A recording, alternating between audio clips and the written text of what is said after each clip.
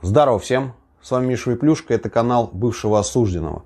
И сегодня я вам расскажу, зачем в тюрьмах играют в карты, вообще откуда они там берутся, откуда вот взялась эта традиция, для чего это делается.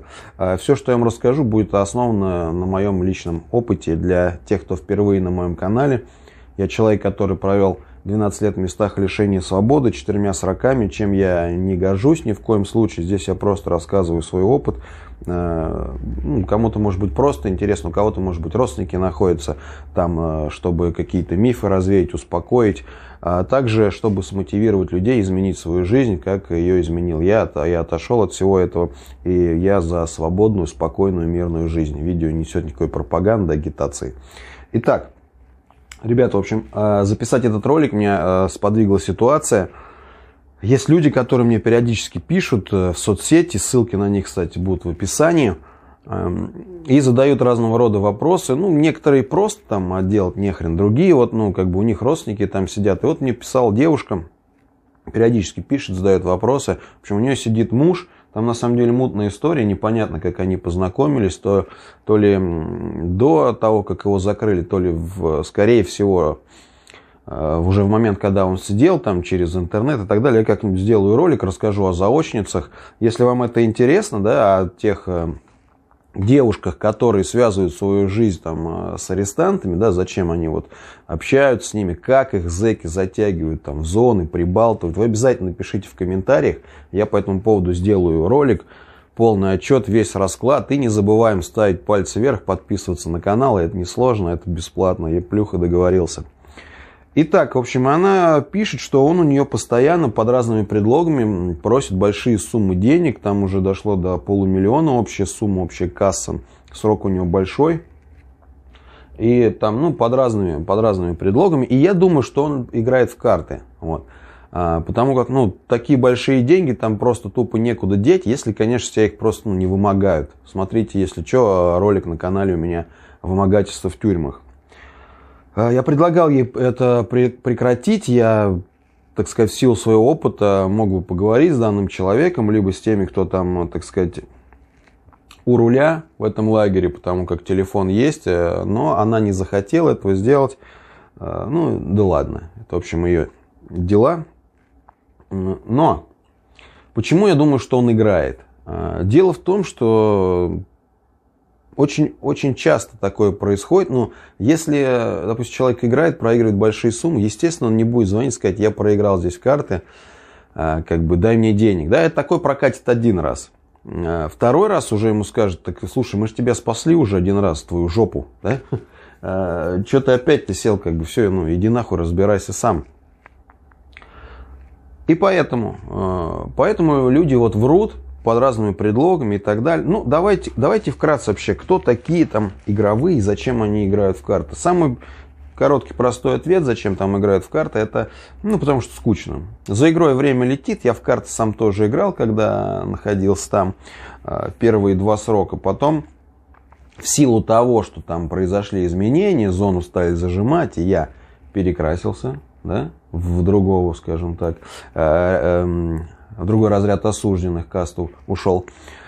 То есть, я уже этим не занимался, и там была тоже причина, почему я этого не захотел делать. Там ситуация, на самом деле, там связанная с моими родственниками, они просто уже, тоже говорят: слушай, завязывай там. И последний раз я выиграл сумму денег, которую я отправил просто сюда домой, и больше никогда не играл. Итак, зачем это делается? Провести время, это считается, кстати, там благородным таким занятием. Это те, кто игровые, да, типа там каталы и так далее. Они там возле блатных, все типа такие деловые, не знаю, как их назвать, как-то так, там приблотненные, не работают все, в общем, в игре. Типа такая движуха считается почетная, потому как, со старых времен идет еще, когда не было никаких ни казино, ничего. Были так называемые малины на свободе, хаты, где люди под интерес играли на бабки, в общем, там, какие-то бандиты, блатные. Под интерес это называется на что-либо. То есть, там не играют, ни на что, да. На просто так нельзя говорить, потому что просто так это жопа. Там можно таким образом жопу проиграть. Но дело в том, что Ну, на это не играют. Если ты скажешь, типа, давай в карты поиграем. Он тебе скажет, ну, а на что? Он скажет, ну так просто, там, на просто так. Он скажет, ты что, дурак, на просто так я с тобой играть не буду. Вот, ну, как бы всегда под интерес. С этого интереса уделяется там в общий котел, скажем так, да. Это обязательное условие, в общем, с игры должно уделяться, я не помню сколько процентов, по-моему, 20% что ли, с выигрыша. То есть, если я выиграл у человека, к примеру, там 1000 рублей, вот, 200 рублей я должен отдать там Бладкомитету. Вот. Да, такие правила. И за счет этого, как бы, вот, ну, они объединены как-то. Вот. Есть человек, который смотрит за игрой, там, он им там, пока вот ребята садятся, допустим, играть, да, человек 5, им выделяется шнырь, который будет им готовить есть в это время, там, чай заваривать, им там с коробки игровой дается тоже там все, что им надо, сигареты, чай, кофе, то есть иногда даже и такая хуйня заходит, еще что-то. Вот, в принципе, это такой стимул, чтобы люди играли, и даже если они проиграют деньги, они как бы, ну вот, все равно живут хорошо. Вот. Но, что вам хочу сказать, зачастую, как бы, люди, молодежь не понимают, вот когда приезжают, они видят это все, им интересно, как бы хочется, но они не понимают, какие проблемы это несет. Они видят, что, в общем, это как бы движуха, и так это все круто, прикольно, там своеобразный авторитет, который даже не надо зарабатывать, тебе надо просто играть там и проигрывать деньги. И они начинают, ну, они тоже такие там, как бы, научить меня играть там, да, ну, а там как, знаете, как учат там играть? Ну, садись, это вот так, это вот так.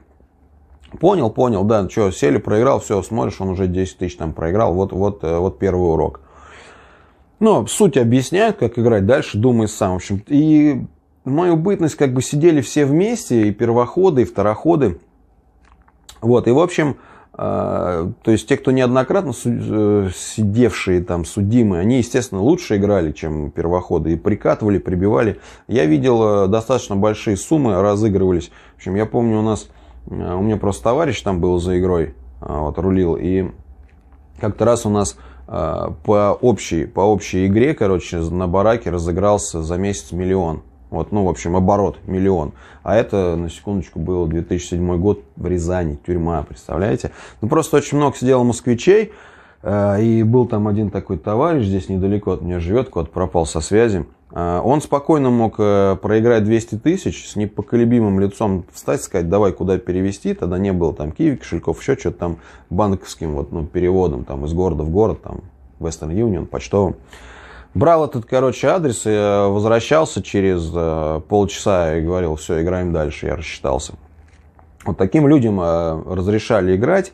Вообще потолок, который поставлен, скажем так, Бладкомитетом, то, что ты можешь за раз сесть, проиграть там что-то не больше 3000 раньше был. Все, что потом, ты идешь уже и берешь у них разрешение, можно ли играть.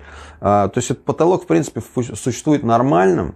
Они в любом случае тебе разрешат играть дальше, потому как чем больше ты проиграешь, тем больше попадет и им. То есть запоминайте, что я рассказал.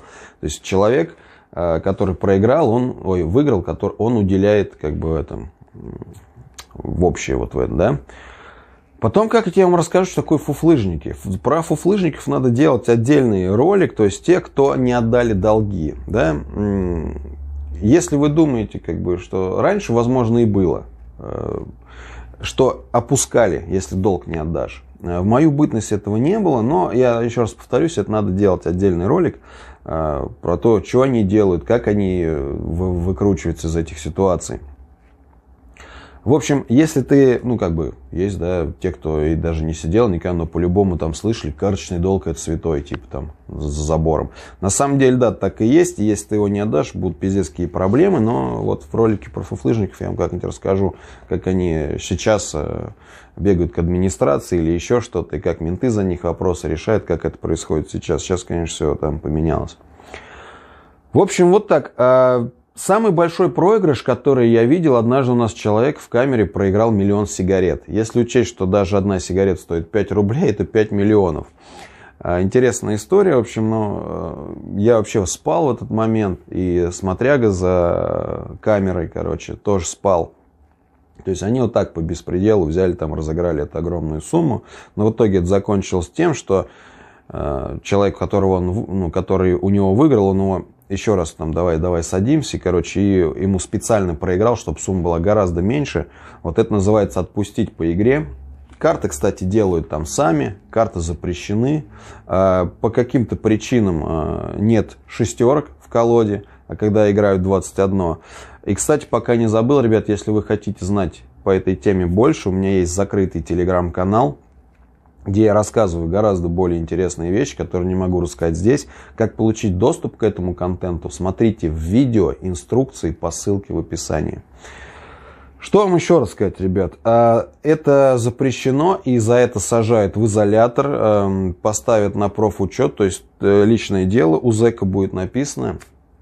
Склонен там к азартным играм, в общем, за изготовление карт, за саму колоду карт, если у тебя найдут, это изолятор. В общем, менты за это крепят. Потому как, в принципе, игра для ментов не несет ничего хорошего. То есть, одни проблемы. То есть, кто-то отдать не может, его бьют. Например, на последним сроком в Архангельске у нас человека убили случайно, забили за долг. Вот. Хотя такое редко происходит. Нет такого сейчас, чтобы там опустили или зарезали за каторжный долг. Не, в основном это происходит, еще раз повторюсь, последний. Сделаю отдельный ролик про фуфлыжников. Вот. Еще, что хотел бы сказать. Возможно, вы слышали когда-то такое, что там кто-то кого-то в карты проиграл, что чуть ли там не приезжают там к сестре какого-нибудь типа, который сидит, и говорят: садись в машину, там, все, теперь мы тебя будем нанизывать, блядь, потому что твой брат тебя в тюрьме в карты проиграл. Я вот такого лично не видел, и в принципе такое, я думаю, может раньше-то и было, но такое, не знаю, как на его или ее месте, знаете, надо было сказать: да мне как бы похуй, что он там проиграл, я что, ему собственность, что ли, его, вы с ним разбираетесь. Но тут другой вариант, как бы, знаете, они скажут просто: хорошо, мы это просто там убьем или зарежем. Вот так это обычно происходит. Была ситуация вот похожая. У пацана, это вот лично я видел, у пацана была девушка, которая к нему ездила, но с ней познакомился заочно. То есть они на свободе не знакомы, они познакомились, когда он сидел. И она к нему ездила, и он ее проиграл в карты. Да, была такая херня. Как ее проиграл? Он предложил просто рассчитаться ей. Человеку проиграл что-то 200 тысяч или 300. И человеку, который к нему ездил, которому он проиграл, он предложил ему, говорит: давай я тебе вместо долга отдам ту девушку, которая ездит ко мне. Тот показал фотографии, тот говорит: давай, что. И позвонил вот этот парень, который у него выиграл, да, который в плюсах, и говорит: слушай, здесь вот такой-то, такой-то, проиграл столько денег, и говорит это. Вариант такой, как бы, либо отдаешь за него деньги, либо будешь ездить ко мне на свиданки, а не к нему. И со всеми как бы вытекающими и втекающими, да. Либо мы его здесь вот убьем, зарежем, хотя они бы этого не сделали, просто бы его отпиздили. Но человек, видимо, не хотел даже этих пизды получать. Видимо, и барышня такая была, как бы, да какая разница, что этот зэк беззубый весь в наколках, блядь, что тот. Да, и стал ездить, и эту вся зона знала, со мной в одном бараке был этот крендель. Еще был прикольный случай, вот со мной сидел пацанчик в Рязани. Он, деревенский, и он, когда проиграл в карты, позвонили его родители, он, видимо, там просил, дайте денег, позвонили его родители, смотря за игрой, и сказали, извините, говорит, у нас денег нет, вы не возьмете, говорит, корову на расчет. Корову, блядь. Тоже знаменитый такой случай был на центральном ВК-1. Что еще-то было интересного? Даже не знаю, что вам еще сказать. На самом деле, по поводу игры много чего было. Видел я жесткий случай, когда людям руки ломали, должникам. То есть, что еще, когда, человек подходил и говорил: денег нет, могу нагнуться, зная, что его никто не отпетушит, уже этим никто не занимается. В общем, но вообще, что хотел сказать, азартные игры, они как наркомания, ни к чему хорошему не приводят. Еще вот со мной парень, я помню, приехал, армянин, он постоянно играл, и его постоянно везде затягивали, зная, что он играть не умеет. Но у него богатые родители, и тянули с него бабки, короче, там, то есть, ну, огромные суммы, там, по 100, по 150 тысяч в месяц. Блядь, это тогда в Москве зарплата была 30 тысяч, охуенная. Это был, ну, 2007 год. И закончился это, знаете, чем? В общем, он постоянно звонил родителям, там, говорил, там, просил, дайте. Закончился это тем, что его там отец позвонил, как-то, не знаю, нашел номер, короче, смотряги за бараком, и говорит ему: смотри, либо я тебе сейчас даю, короче, там, не знаю, 50 тысяч, да, и ты ему больше никогда не даешь играть, либо сейчас просто я иду в ментовку, завтра приезжает к вам проверка, прокуратура, блядь, вас всех там, весь блаткомитет сажают в изолятор, вы лишаете всех телефонов, я пойду до конца, потому что меня это заебало. Вы моего сына там, блядь, вы видите, что он лопух, короче, вы его, ну, получается, доите там, а я, ну, как бы не готов, блядь, столько бабла выкидывать, выкладывать. И как вы думаете, чем закончилось? Хотя, по-моему, это очевидно. Это тоже напишите в комментариях, ребят, я посмотрю, прочитаю. Вот, в принципе, наверное, все, что хотел сказать.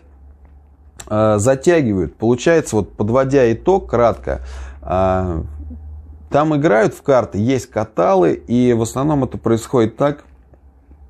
Эти каталы затягивает молодежь, молодежь проигрывает, это заканчивается, как правило, печально. Поэтому не играйте ни на свободе, ни где бы вы находились, ни в какие карты, не спорьте ни с кем. Вот. Живите мирно, спокойно, жизнь прекрасна, грейтесь вон у костра. Видите, у ковра костер горит. Видели где-нибудь такое? Вот. И будьте счастливы, не знаю, что вам еще-то пожелать. С вами был Миша Выплюшка. Также хотел бы сказать огромное спасибо всем спонсорам, кто нажимает синенькую кнопочку «Спонсировать». Вы меня очень сильно поддерживаете. И напомнить, ребят, что у меня есть еще второй канал, там выходят другие ролики. Но все, как всегда, в описании. Смотрите, все в описании, ребят, там все есть. Надеюсь, достаточно полно ответил и, так сказать, эту тему раскрыл. Если что-то недорассказал, заходите на прямые эфиры. Они проходят в четверг и субботу в 19:00 по Москве и задавайте вопросы. Все, ребят, всем добра, берегите себя, удачи.